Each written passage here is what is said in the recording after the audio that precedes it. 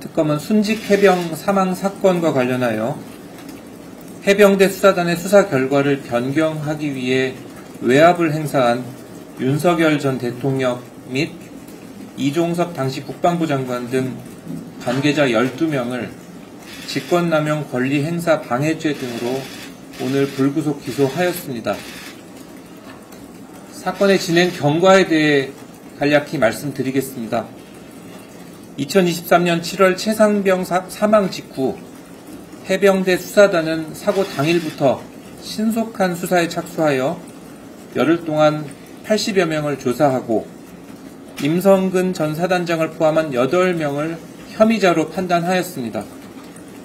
이러한 수사 결과는 해병대 사령관, 해군 참모총장, 국방부 장관에게 순차로 보고되어 아무런 이견 없이 결재가 이루어졌고 언론 발표 및 국회 설명을 앞두고 있었습니다. 그러나 이를 보고받은 윤석열 전 대통령은 국가안보실 회의에서 격노하여 사단장까지 처벌하는 것에 강한 질책을 했고 이때부터 대통령실 및 국방부 고위직들의 조직적인 직권남용 범행이 이루어지기 시작했습니다.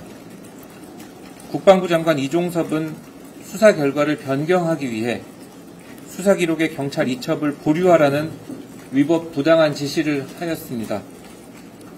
국방부 법무관리관 유재은은 해병대 수사단장에게, 국방부 장관 군사보좌관 박진희는 해병대 사령관에게 각각 연락하여 해병대 수사단의 수사 결과를 변경하도록 압박하였습니다.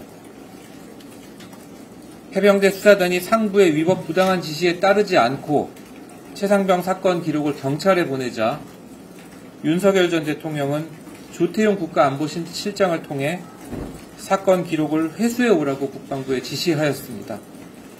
국방부 장관 신범철에게는 박정훈 대령에 대한 선보직 해임, 항명 수사 등을 지시하였습니다.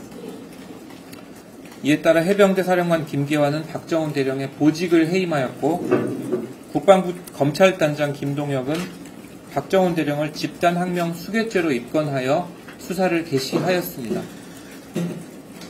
이후 최상병 사건 기록은 국방부 장관 직속인 국방부 조사본부에 이관되었습니다. 조사본부 역시 재조사 결과 임성근 전 사단장에게 혐의가 인정된다는 결론을 냈지만 박진희 전 군사보좌관은 사단장을 혐의자에서 제외하는 방향으로 수사 결과를 변경시켰습니다.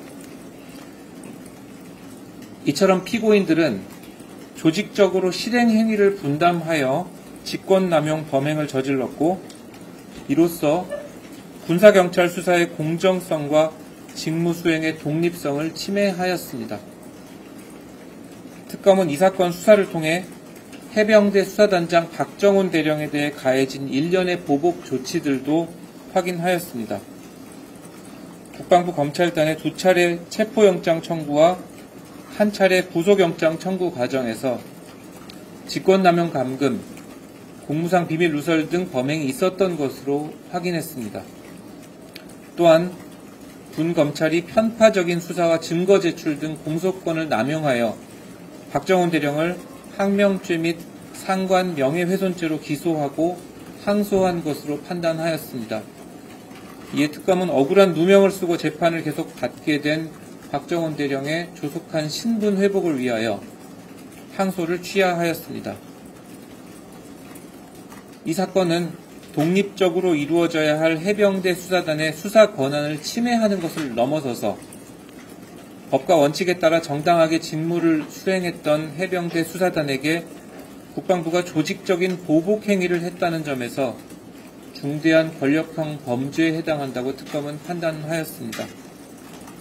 특검은 수사의 공정성과 직무 수행의 독립성을 침해하는 수사외압 행위를 엄정하게 처리할 필요가 있다고 생각하며 앞으로 법과 원칙에 따라 이 사건 공소 유지에 최선을 다하겠습니다.